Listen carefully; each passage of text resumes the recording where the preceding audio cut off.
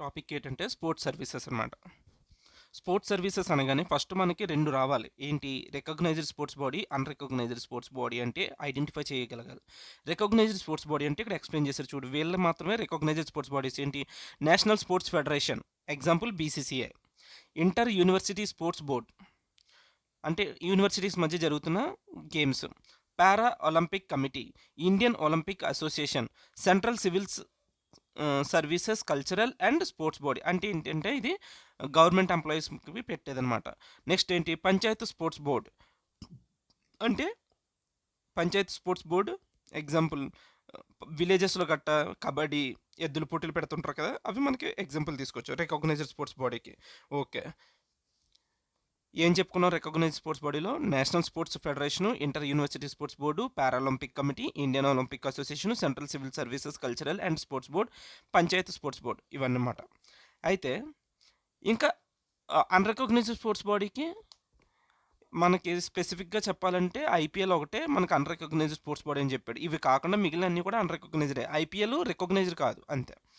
అయితే ఇప్పుడు పాయింట్కి వస్తే, ఇప్పుడు సర్వీసెస్ ఎవడు ప్రొవైడ్ చేస్తున్నాడు, ఎవరికి ప్రొవైడ్ చేస్తున్నాడో తెలుసుకోవాలి. ఇక్కడ కేసెస్ కింద విడగొట్టిన చూడు, ఇక్కడ ఇటు సైడ్ కేస్ 1లో మాట్లాడితే ఒక రికగ్నైజ్డ్ స్పోర్ట్స్ బాడీకి మనం ఎగ్జాంపుల్ ఏం మాట్లాడుకున్నాం? బీసీసీఐ. వీళ్ళు ఓ, కొంతమందికి సర్వీసెస్ ప్రొవైడ్ చేస్తున్నారంట. ఎటువంటి సర్వీసెస్ ప్రొవైడ్ చేస్తారు? Advertisement services. బీసీసీఐ మ్యాచ్లు జరిగినప్పుడు ఏమవుతుంది? కొన్ని కంపెనీస్ అడ్వర్టైజ్మెంట్ చేయించుకుంటాయి. అంటే ఇక్కడ డబ్బులు ఇచ్చేది ఎవరు? ఆ ఎవరు కంపెనీస్ ఇచ్చినా సరే సర్వీస్ ప్రొవైడర్ వాళ్ళెవరు? మనమైతే మనం అడ్వర్టైజ్మెంట్ సర్వీసెస్ మనం అంటే ఎవరు? బీసీసీ అనేది అడ్వర్టైజ్మెంట్ సర్వీసెస్ ప్రొవైడ్ చేస్తుంది అన్న పాయింట్ ఆఫ్ వ్యూ చూడు. Sponsorship services. నాకు ఇందులో వచ్చిన డౌట్ ఒకటి చెప్తాను. స్పాన్సర్షిప్ సర్వీసెస్ అన్నాడు. స్పాన్సర్స్ అన్నది ఎవడెత్తాడు? కంపెనీస్ స్పాన్సర్ చేస్తాయి బీసీసీ పెడుతున్న మ్యాచెస్కి.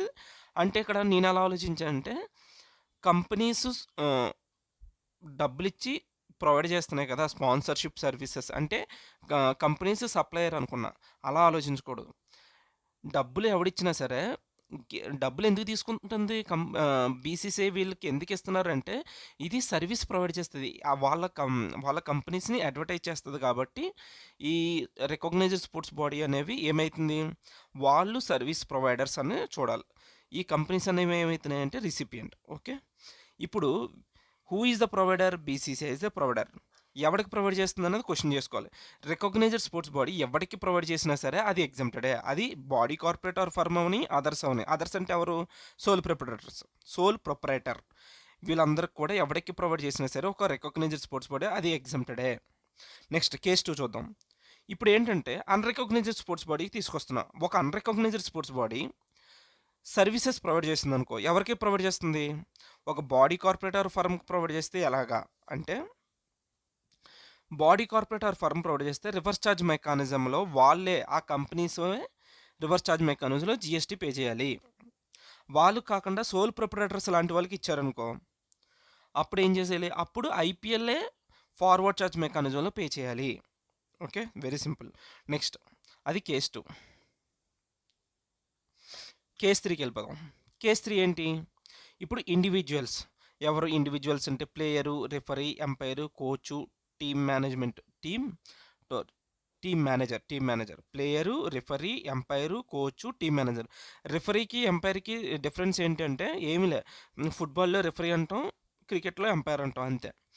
ఇప్పుడు వీళ్ళు ఈ ఇండివిజువల్స్ అందరూ ఎవరికి ప్రొవైడ్ చేస్తున్నాడు? ఒక రికగ్నైజ్డ్ స్పోర్ట్స్ బాడీకి కనుక సర్వీసెస్ ప్రొవైడ్ చేస్తే, వాళ్ళు గేమ్స్ ఆడి బీసీసీఐకి సర్వీసెస్ ప్రొవైడ్ చేస్తే ఇది ఎగ్జామ్టెడే.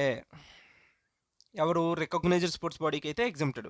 అదే వీళ్ళందరూ కూడా ఒక అన్రికగ్నైజ్డ్ స్పోర్ట్స్ బాడీకి ప్రొవైడ్ చేస్తే అవి మళ్ళీ ట్యాక్సిబులే. ఎందులో? ఫార్వర్డ్ ఛార్జ్ మెకానిజంలో ఈ ఇండివిజువల్సే ట్యాక్స్ పే చేయాలి.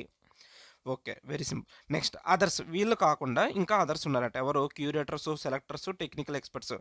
వీళ్ళు ఎవరికి ప్రొవైడ్ చేసినా సరే అది రికగ్నైజ్డ్ స్పోర్ట్స్ బాడీ అవని, అన్రికగ్నైజ్డ్ స్పోర్ట్స్ బాడీ అవని, ఇద్దరికి అదేమవుతుంది? ఫార్వర్డ్ ఛార్జ్ మెకానిజంలో ట్యాక్సిబుల్. అంటే వీళ్ళే ప్రొవైడ్ చేయాలి. వీళ్ళు సర్వీస్ ప్రొవైడర్స్ అవుతున్నారు అంతే, అంత మించి ఏం లేదు. ఒకసారి ఇందులో చూసి రివైజ్ చేసుకుందాం. గొంతుకు పోయింది యాక్చువల్లీ, జలుబు. వాయిస్ ఏంటి ఎలా ఉందో అనుకోకు.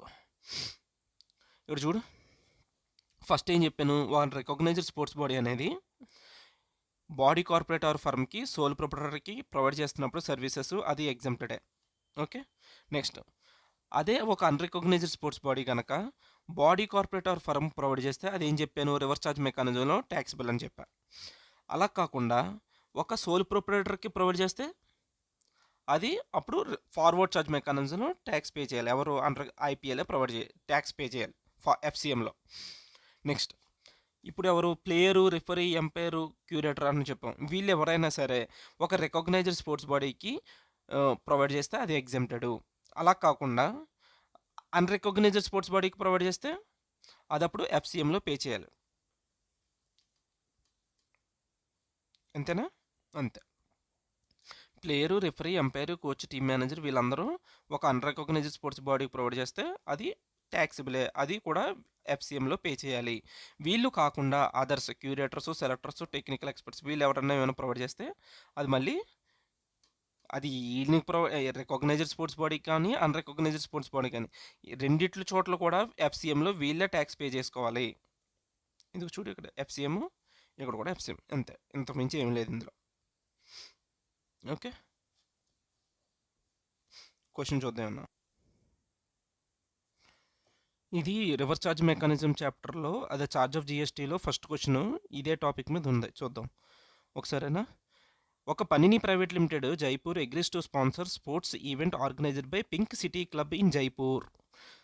ఇక్కడ ఏమీ లేదురా, ఇదంతా సోది. కానీ ఒక పింక్ సిటీ క్లబ్ అనేది ఒకటి ఉంది. అయ్యో,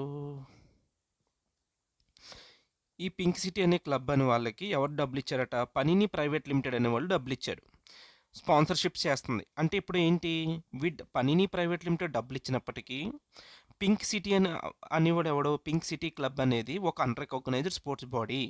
వీళ్ళు ఏం చేస్తారంటే ఈ కంపెనీని అడ్వర్టైజ్ చేస్తారు.